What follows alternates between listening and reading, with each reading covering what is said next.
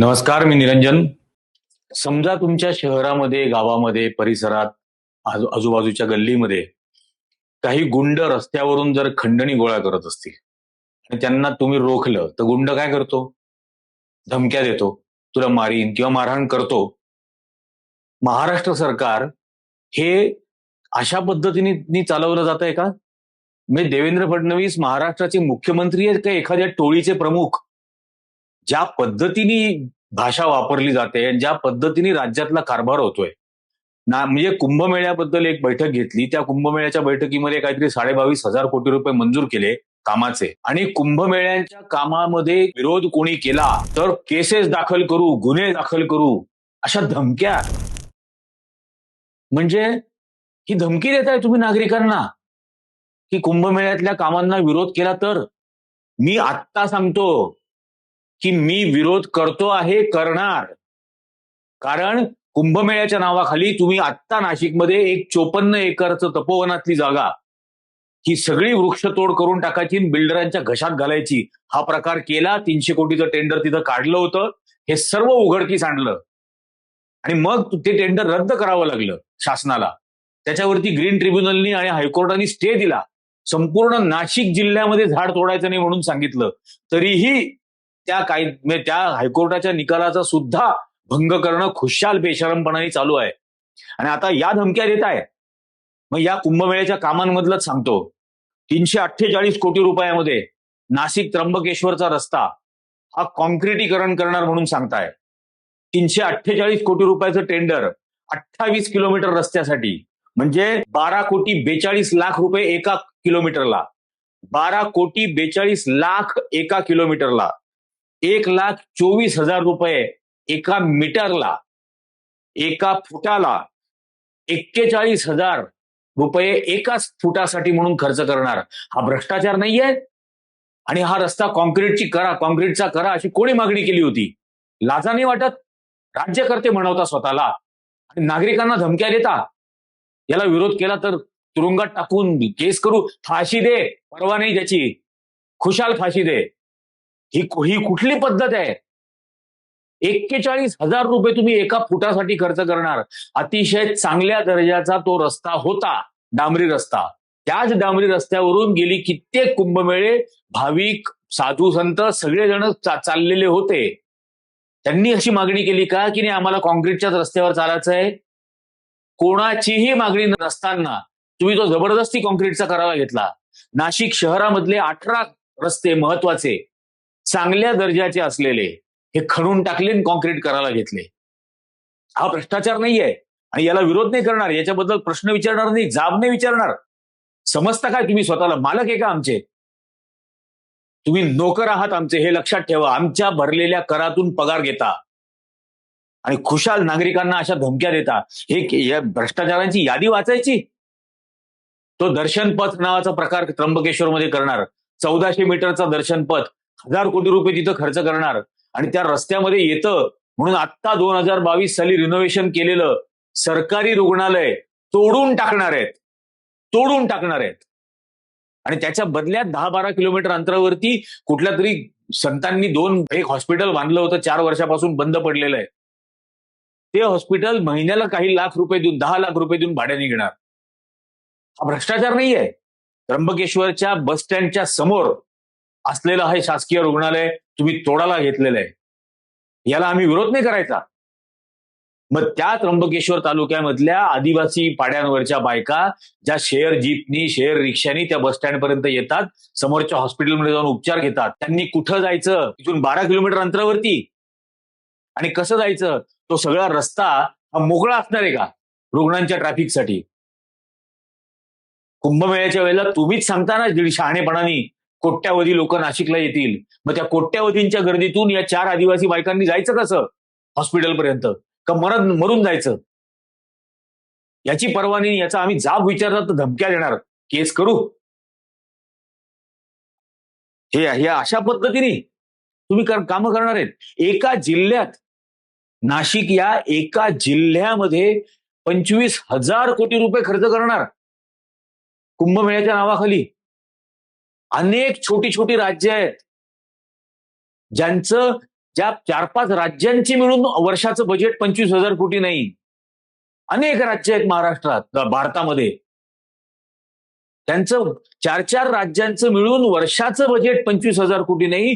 25,000 कोटी रुपये तुम्ही नाशिकमध्ये खर्च करणार एका माणसाच्या सांगण्यावरून. तो जळगावचा केळीवाला, तो ठरवणार.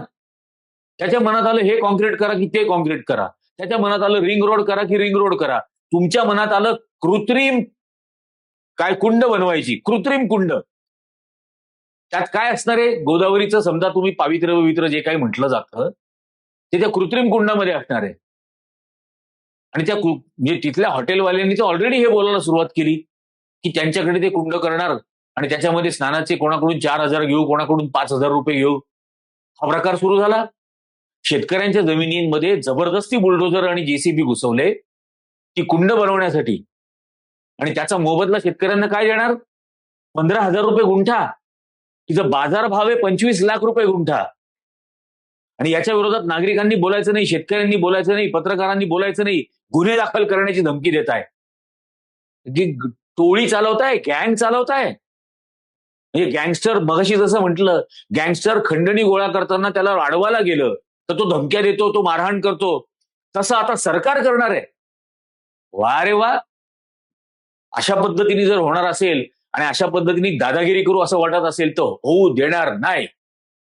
अजिबात भीक घालत नाही अशा धमक्यांना. ज्या ज्या चुकीच्या गोष्टी घडतील त्या त्या प्रत्येक चुकीच्या गोष्टीला कडाडून विरोध करणार. हे आधीच सांगून टाकतो. कडाडून विरोध करणार.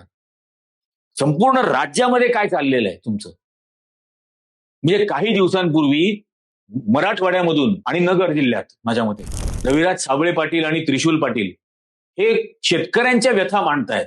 त्यांच्या पद्धतीने त्यांच्या त्रिशूल पाटील म्हणजे आक्रमकपणाने मांडतात. कारण आग आहे ती अन्यायाविरुद्ध होणारी. चीड आहेत त्या अन्यायाच्या विरोधातला. त्याच्यावरून त्यांना जीवे मारण्याच्या धमक्या, रेकी केली जाते. आणि याच्याबद्दल पोलीस काय कारवाई करतात? त्या रेकी करणाऱ्यांना किंवा धमक्या देणाऱ्यांना काही केलं? कोणाला धरलं? नाही. कारण सरकार नाही, राज्य नाही, टोळी चालवली जाते. टोळी. या पद्धतीने तुम्ही आवाज बंद करायला निघालात. मुक्ता कदम युट्यूबरच आहेत. त्यांनी नांदेडमध्ये महानगरपालिका निवडणुकीच्या वेळेला ग्राउंड रिपोर्ट्स केले. ग्राउंड रिपोर्ट्स म्हणजे झोपडपट्ट्यांमधली परिस्थिती काय आहे, ड्रेनेजची परिस्थिती काय आहे, पाण्याची परिस्थिती काय आहे, कचरा उचलला जातोय का नाही जातोय, त्यासाठीचा निधी कुठे खर्च होतोय का नाही होतोय, का खोटा दाखवला जातोय.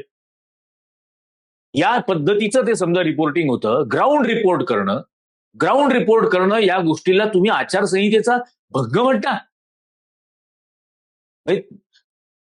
त्या मुक्ता कदम या कुठल्या राजकीय पक्षाच्या उमेदवार होत्या का?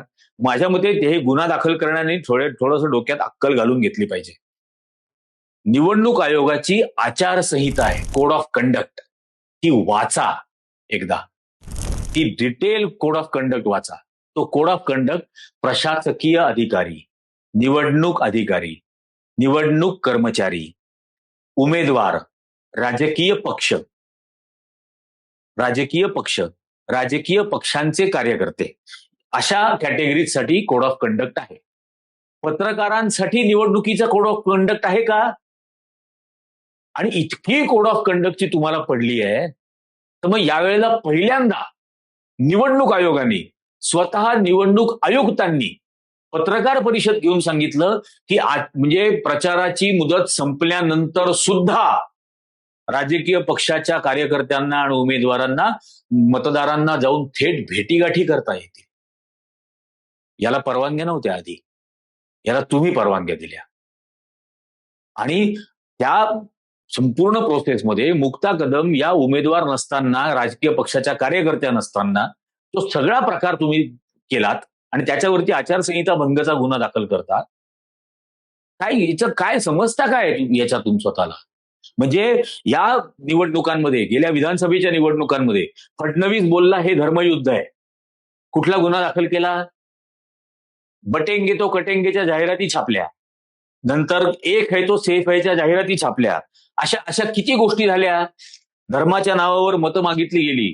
दोन धर्मांमध्ये द्वेष निर्माण केला जाहीर सभांमध्ये भाषणं करून, पैसे वाटले गेले, त्याचे व्हिडिओ शूटिंग अवेलेबल आहेत, पैसे कसे वाटले गेले, आता महापालिका निवडणुकांमध्ये सुद्धा पाकिटं कशी वाटली गेली याचे अनेक व्हिडिओज आहेत. मतदारांना धमक्या दिल्या, उमेदवारांना धमक्या दिल्या, धमक्या देऊन उमेदवारांना माघारी घ्यायला लावली, या सगळ्याचे पुरावे उपलब्ध आहेत. कोणता गुन्हा निवडणूक आयोगाने किंवा शासनाने दाखल केला ते करणाऱ्यांच्या विरोधात? आणि ग्राउंड रिपोर्टिंग करणं हा आचारसंहितेचा गुन्हा. एखाद्या या सगळ्या गोष्टी लक्षात घेऊन या सगळ्या गोष्टी करणाऱ्यांना मतदान करू नका असं म्हणणं, मी रोज सांगीन मरेपर्यंत, कधीही भाजपला मतदान करू नका. RSSच्या विचारसरणीवर चालणाऱ्या मनुवादी राजकीय पक्ष असलेल्या भाजपला मतदान करू नका. हे मी प्रत्येक निवडणुकीला सांगेन आणि निवडणूक नसतानाही सांगत राहील. काय कराल त्याच्याबद्दल? कोणाला करा हे सांगतोय का? मतदारांच्या सत्सत विवेक बुद्धीवरती सोडून दिलाय ना चॉईस. उरलेला कोणाला करा, कोणालाही करा. पण हे सगळे ग्राउंड रिपोर्ट दाखवल्यानंतर हा सगळा अन्याय कोणी केलेला आहे किंवा याच्यातला भ्रष्टाचार कोणी केलेला आहे, अशा लोकांना मतदान करू नका असं म्हटलं तर काय? काँग्रेसला मतदान करू नका असं मोदी म्हटले होते ना. काँग्रेसला मतदान करू नका, महाविकास आघाडीला मतदान करू नका असं फडणवीस बोलला होता ना. मग त्यांच्यावर का नाही आचारसंहितेचे गुन्हे दाखल केले? आचारसंहिता संपल्यानंतर नेत्यांच्या मुलाखती अनेक चॅनल्सवरती प्रसारित झाल्या मतदानापर्यंत. त्या चॅनल्सवरती त्या संपादकांवरती काही गुन्हे दाखल केले का? नाही केले. हे फक्त जाणीवपूर्वक भाजपला जो कोण विरोध करेल, म्हणजे पहिल्यांदा त्यांचं मुक्ता कदमचं जीमेल अकाउंट हॅक केलं, युट्यूब चॅनल बंद पाडण्याचा प्रयत्न झाला, त्याच्यावरती मोठ्या कसोशीनी मेहनतीने परत ते सगळं मिळवलं तिने, तर आता हा गुन्हा दाखल केला. आणि यात हे सगळे प्रकार करून हे खरं बोलणारी माणसं महाराष्ट्रातली ही गप्प बसतील असं वाटतं? आणखीन द्वेषाने दुप्पट आक्रमकपणाने तुमचे वाभाडे काढत राहू, 100% वाभाडे काढत राहू.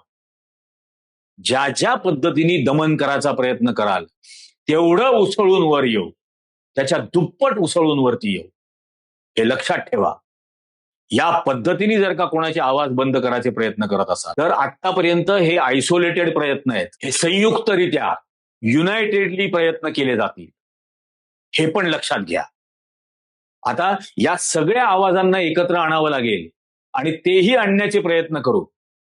पण या पद्धतीने दडपशाही आणि दमनशाही होणार असेल तर बिलकुल जुमानली जाणार नाही कुठल्याही परिस्थितीत.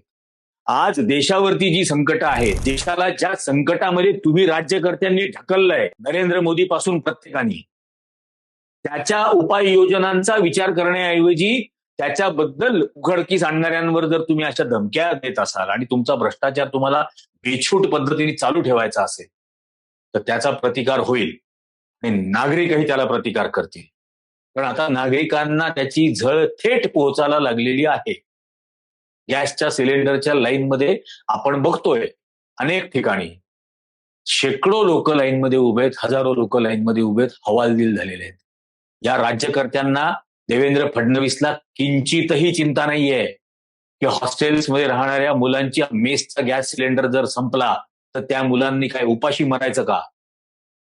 रुग्णालयांमध्ये पेशंटला दिलेलं जाणारं जेवण, तिथलं गॅस सिलेंडर संपला तर त्या पेशंट्सनी तडफडून भुकेनी मरायचंय का आजारपण सोडून? अशा अनेक जण आहेत जे वेगवेगळ्या शहरांमध्ये नोकरीच्या निमित्ताने बॅचलर्स राहतात, कुठल्या तरी खानावळींमध्ये जेवतात. त्यांनी मरायचंय का उपाशीपोटी? त्यासाठीच्या उपाययोजनांबद्दल काय करणार आहात? त्यासाठीची काही उपाययोजना तुमच्याकडे नाही, त्याचा विचार करायचा नाही. आणि हे असं बेछूट पद्धतीने एखादी गँग चालवल्यासारखं मवाल्यासारखी स्टेटमेंट द्यायची की हे कराल तर ते गुन्हा दाखल करू, ते कराल तर केस करू, अमुक कराल तर अटक करू. हा देश तुरुंगामध्ये जाऊन जाऊन स्वतंत्र झालाय, घरात बसून झालेला नाही. आणि स्वातंत्र्य टिकवण्यासाठी सुद्धा तुरुंगात जाण्याची वेळ आली तर या देशातले नागरिक 100 वेळेला अभिमानानं जातील. स्वातंत्र्य, संविधान आणि समता हे टिकवण्यासाठी आजही हजारो लाखो करोडो नागरिक त्याग करायला तयार आहेत, संघर्ष करायला तयार आहेत, दुःख सहन करायला तयार आहेत. याचं फक्त भान ठेवा. हा लोकांचा उद्रेक बाहेर येऊ देऊ नका. असं दाबून टाकायचा प्रयत्न कराल तर तो प्रचंड मोठ्या वेगाने उसळून बाहेर येईल. त्यामुळे पत्रकार जे बोलतात ती प्रेशर कुकरवरची शिट्टी असते, हे लक्षात घ्या. आतमधलं प्रेशर वाढलं, समाजामधलं, नागरिकांमधलं, जनतेमधलं, की ती शिट्टी वाचते आणि त्यातलं प्रेशर रिलीज करायचा प्रयत्न करते. ती शिट्टी दाबून टाकण्याचा जर प्रयत्न केला तर झाकणा सगळं उसळेल, स्फोट होईल. याची थोडीशी अक्कल राज्यकर्त्यांनी ठेवावी. तुम्हाला काय वाटतं या सगळ्या प्रकाराबद्दल? या अशा सगळ्या गोष्टींना, दमनकारी गोष्टींना तुम्ही प्रतिकार करायला आणि विरोध करायला तयार आहात का? मला खाली कमेंट करून सांगा. हा व्हिडिओ जास्तीत जास्त जणांनी लाईक करा, जास्तीत जास्त जणांना याची लिंक शेअर करा आणि जास्तीत जास्त जणांना चॅनल सबस्क्राईब करायला सांगा. लोकांची हिंमत आपल्याला वाढवायची आहे, हे लक्षात घ्या. आत्ताच्या भागात इतकंच. धन्यवाद.